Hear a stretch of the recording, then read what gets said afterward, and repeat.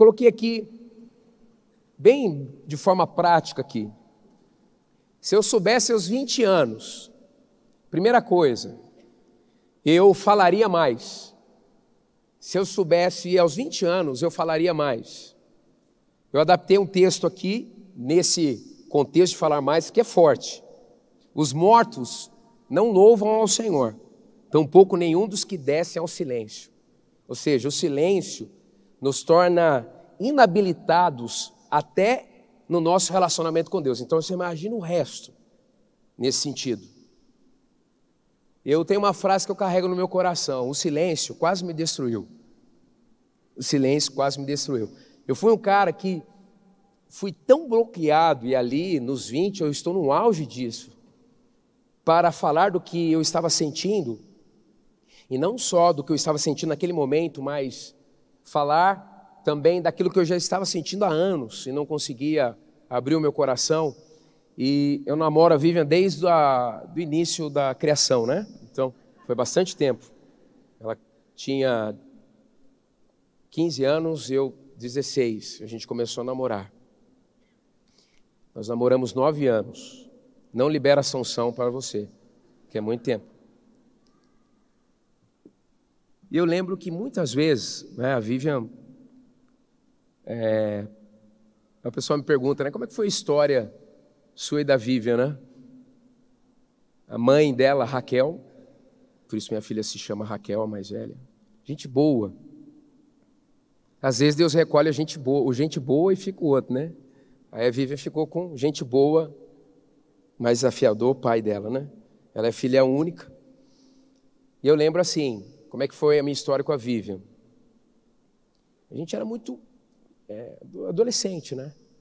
Adolescente, de vez em quando chega, né? Você escuta, eu estou apaixonado. Mas, gente, não tem nada a ver, né? Está longe de... Mas tudo bem. Eu estou com 2 adolescentes agora, só Jesus. E eu lembro quando a mãe dela faleceu e não deixaram a Vivian ir para o velório e tal. Eu estava meio de olho nela, acho que mais ela em mim.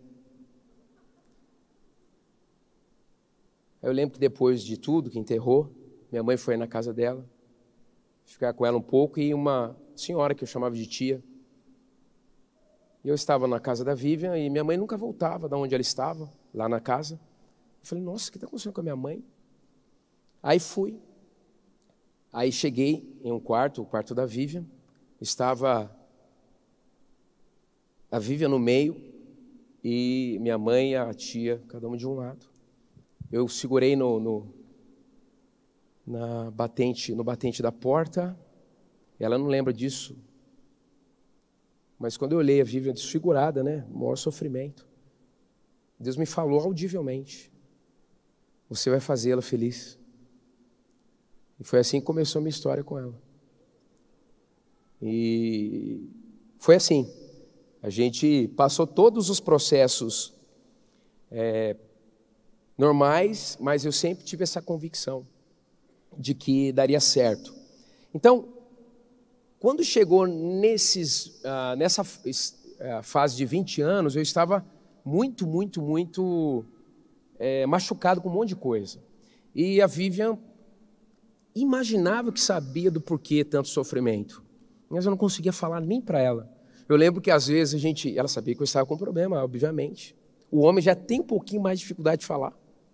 Aí eu ficava sentado. Ela, então, tá difícil? Falei, tá. Quer falar? Vou tentar. Às vezes, eu ficava 2 horas lá dela, não conseguia falar nada. E assim, meu Deus do céu, era muito bloqueio, era uma coisa doida. Eu, se tivesse 20 anos, falaria mais. Silêncio, o que significa silêncio? É o estado de quem se abstém ou para de falar. Cessação de som ou ruído. Interrupção de correspondência ou de comunicação. Omissão de uma explicação. Segredo, sigilo. Então, por isso que nós temos a cultura aqui de 30 semanas, que um dos carros-chefes é falar, abrir o seu coração. Eu falaria mais. Tiago 5,16, portanto, confessem os seus pecados uns aos outros e orem uns pelos outros para serem curados. A oração de um justo é poderosa e eficaz. Para serem curados. Curar aqui significa, nesse ato de falar, tornar perfeito, livrar dos erros, pecados e feridas, levar alguém até a salvação. Uau. Então, com certeza eu falaria mais. Muitas coisas que eu não conseguia falar, mas a principal delas era o abuso sexual que eu tinha sofrido na infância, e isso me bloqueava muito, e quando chegou mais ou menos 18, 19, 20 anos, essa assombração, ela se posicionou na minha frente e não deixava eu passar mais, e aí foi um processo muito doloroso. Então, com certeza absoluta, com 20 ou até antes de 20, se eu pudesse voltar, eu falaria mais. Então, fale mais. Eu peço isso para você de forma desesperada, assim. Você precisa abrir o seu coração, você precisa dizer o que está te machucando, você precisa sair deste ciclo, dessa ameaça das memórias enfermas, de um passado ruim, ou até falar também em relação aos seus sonhos, seus desejos, coisas boas, mas fale. Segundo, se eu soubesse aos 20 anos, eu aprenderia mais. Eu vi que o Marcos também falou um pouco disso aqui quando ele pregou. Tiago 1, 5, 8. Se alguém de vocês tem falta de sabedoria, peça a Deus, que a todos dá livremente, de boa vontade, e lhe será concedida. Não é que você não é inteligente, muitas vezes você não acredita no seu potencial. E por essa falta, você então desiste de aprender.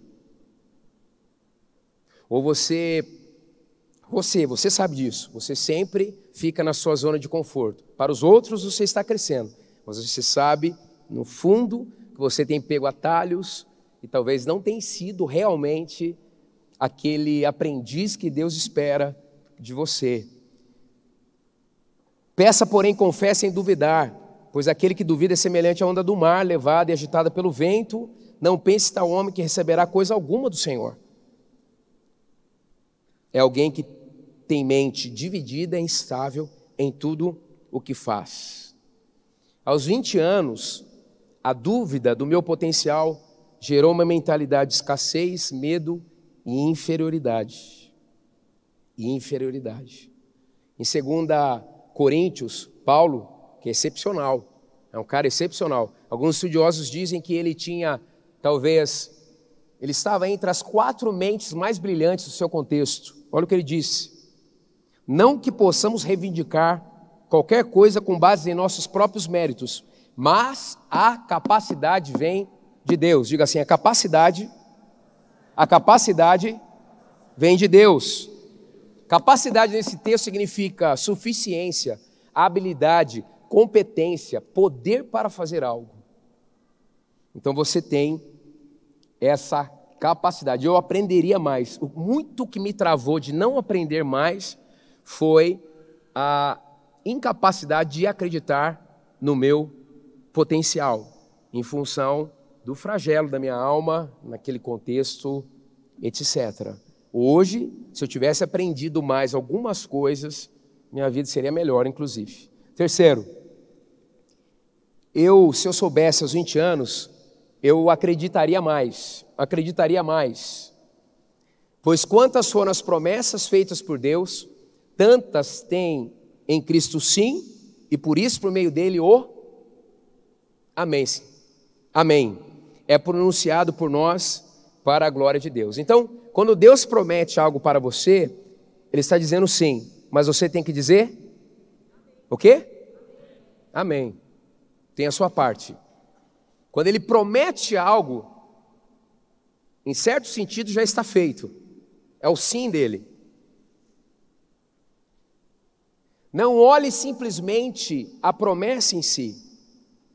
Olhe também para o Deus da promessa. E para toda missão há uma unção disponível. Há uma capacitação e Deus paga a conta também dos recursos envolvidos para que você chegue lá. Olha só a frase que veio ao meu coração nesse ponto aqui. No meu caso, demorei 15 anos para acreditar na minha missão de vida. O que seria da minha história se esse tempo não tivesse sido desperdiçado? 15 anos. 15 anos. Em 1 Timóteo 4, 14, 15, Timóteo era um livre, ok? Tinha 19, 20 anos, tá?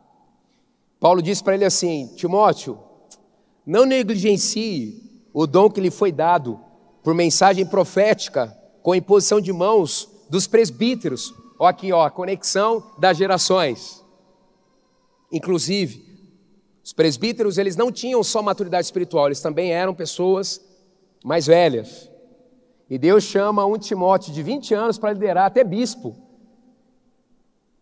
Pastor de pastores. Uau! Olha o potencial que você tem. Você sabe disso. Não negligencie, Timóteo, o dom que lhe foi dado por mensagem profética com imposição de mãos dos presbíteros. Seja diligente nestas coisas. Focado, intencional, resiliente. Dedique-se, olha só, dedique-se inteiramente a elas. Uau! Inteiramente a elas, para que todos vejam o seu progresso. Uau! Aleluia! Nesse 2019 as pessoas vão ver o seu progresso. Declaro sobre a sua vida, porque você vai ficar focado. Olha só, falando das promessas de Deus nas nossas vidas, eu acreditaria mais nas promessas de Deus. Quando eu tinha 14 anos, ajoelhado numa favela, porque minha família estava tão surtada, apesar de sermos tradicionais na época, disseram: ó, tem uma irmã de coque que ora forte, vocês têm que ir lá, porque a coisa está feia. Meus pais venceram a religiosidade, nos levaram numa favela, chão batido, e a gente se ajoelha, eu e os meus irmãos, eu devia ter 13 anos, 14, ela começa a orar pelo mais velho. Quando chega em mim, fala: não, esse aqui não, esse aqui, já me falou, esse aqui é pastor, esse aqui vai falar para multidões, esse aqui, esse aqui, esse aqui. Eu olhei e falei: nossa, a tia tá doida, cara, que isso, gente, eu sabia que não era para estar aqui, minha mãe. Olha só o outro texto, 1 Timóteo 1,18, Timóteo, meu filho. Ei, se você não tem ouvido assim, meu filho, na sua casa, você está ouvindo aqui nessa igreja. E deixa eu dizer, o que a igreja oferece, se não tem casa, é o suficiente. Por isso eu estou aqui, tá? É o suficiente. É o suficiente. A igreja, ela potencializa o que de bom recebemos dos nossos pais. E ela preenche o que não recebemos. Timóteo, meu filho. Bom demais. Bom demais. Quando o pastor Carlitos chega para mim: Fabiano, meu filho, acabou, acabou. Se ele falar assim: vai correndo agora até o Kenny e volta, eu vou. Começou, Fabiano, meu filho. Quantos anos eu demorei para entender que eu sou filho? Não, isso aí ninguém tira de mim. Ninguém tira de mim. Timóteo, meu filho, dou-lhe essa instrução segundo as profecias já proferidas a seu respeito. Eu ouvi o Eric Jones dizendo o seguinte: há muito tempo atrás, eu insistia para Deus me dar novas revelações. E Deus me disse assim: filho, faz o que eu já te falei, tá bom? Ele disse: nunca mais eu parei de pedir novas revelações e a minha vida só avançou. Sabe o que acontece? A gente vai de profecia, de busca de uma profecia para uma nova profecia. Nós não somos um povo da velha aliança, do novelo de lã. Meu padrão não é Gideão, meu padrão é Jesus. Jesus andava com o Pai, por isso que ele dizia: minha comida e minha bebida é fazer a vontade do meu Pai. Quem anda com o Pai se torna amigo do Pai. Não precisa pedir provas todas as horas, porque quem é amigo por andar com, imagina o que o outro pensa, sente. tem de opinião. Imagina o que o outro faria naquela situação. Timóteo, meu filho, dou-lhe essa instrução, segundo as profecias, já proferi a seu respeito, para que, seguindo-as, você combata o bom combate. Essa palavra combata, a transliteração é strateumai, quase que estratégia. Significa fazer uma expedição militar. Presta atenção aqui. Quando você recebe uma palavra profética, porque o futuro não é simplesmente tempo, é um lugar. Quando você recebe uma palavra sobre o seu lugar, você precisa criar uma estratégia militar para alcançar isso aí. Senão não vai acontecer. Meu Deus do céu. Senão não vai acontecer.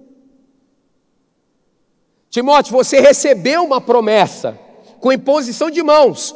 Combata. Trace uma estratégia para conseguir isso que foi dito a seu respeito. Então, eu acreditaria mais, eu lutaria mais, eu focaria mais. Combata é fazer uma expedição militar, ser um soldado e lutar. Quarto, se eu soubesse aos 20 anos, eu descansaria mais. Não é preguiça não, já vou explicar. Eu descansaria mais. Estou falando aqui de leveza. Leveza. Puxa, a vida me estressava muito. Tudo bem, minha vida ali estava um caos, mas podia ter sido muito mais leve. Eu tenho sequelas hoje no meu corpo em função daquela fase. Respondeu o Senhor: eu mesmo, Moisés, o acompanharei e lhe darei descanso. Essa palavra significa Deus dizendo para Moisés: Moisés, a situação sua não está fácil não. Você está levando 1,5 milhão de pessoas, a maioria delas, muito difíceis, para uma terra prometida, um deslocamento. Você está enfrentando muitos gigantes nesse sentido, muitos desafios nesse sentido. Mas eu quero te prometer, eu vou te dar descanso. Sabe qual é o descanso prometido aqui? É a presença dele com a gente. Descanso significa repousar, estabelecer um espaço aberto. Essa palavra significa espaço aberto, ou seja, eu abro espaço para que Deus entre na minha realidade. Uau! Significa afastar-se da preocupação, da força do braço, do sentimento de desistência. Olha só, pensamento que veio ao meu coração. Aos 20 anos, passei a olhar as realidades conturbadas ao meu redor e absorver os problemas dos outros sem filtro. Com isso, me tornei codependente e viciado em problemas. Nessa fase, eu, de vez em quando, não estava acontecendo nada de problema, eu ficava imaginando assim, deve estar acontecendo algum problema que eu não percebi. Eu, com certeza, descansaria mais, porque o não descansar vai te trazer um preço. E Deus não quer isso. E, por último, eu buscaria mais. O Senhor falava com Moisés face a face, como quem fala com o seu amigo. Depois Moisés voltava ao acampamento, mas José, filho de Num, que lhe servia como auxiliar, não se afastava da tenda. Eu buscaria mais. Eu tenho certeza absoluta. Deus foi muito bom comigo. Porque na minha adolescência, o Espírito Santo se apresentou para mim. Nunca mais eu fui o mesmo, apesar da religiosidade ter tentado apagar o fogo na minha história. O meu momento mais frio espiritualmente foi quando eu fui para o seminário. Porque na minha época, aquele seminário era... Eu lembro quando eu entrei, queimando totalmente, o que é doido. Meu Deus. Os caras falaram, nossa, sabia que o Benihim estava estudando aqui? E sofri bullying pesado.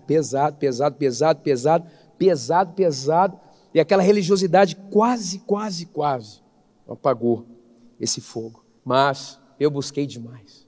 Você entendeu a lógica desse texto aqui? Você entendeu? Olha só. Moisés, vamos colocar assim, um adulto, ele precisava sair da tenda para cuidar das pessoas, de coisas de adulto. Josué ficava onde? Na tenda. Sabe onde jovem fica? Na tenda, cara. Porque nunca mais você vai ser jovem. Se você quiser sair daqui agora e colar lá na casa Betel, até amanhã você fica. Só quero dizer para você, nunca mais você vai viver essa fase. Só que, o que você viver agora vai tocar em toda a sua história.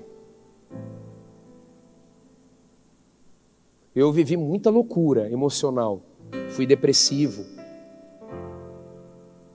fiquei encurralado em mim mesmo, muita doideira, mas o fato de eu ter sempre disposição para buscar a Deus foi me moldando nesses anos todos. Por isso que quando eu estou aqui nos Homens de Honra, a gente gosta de cantar, o fogo nunca apaga, nunca... Eu sei, é um hino para mim aquilo ali. É um negócio doido.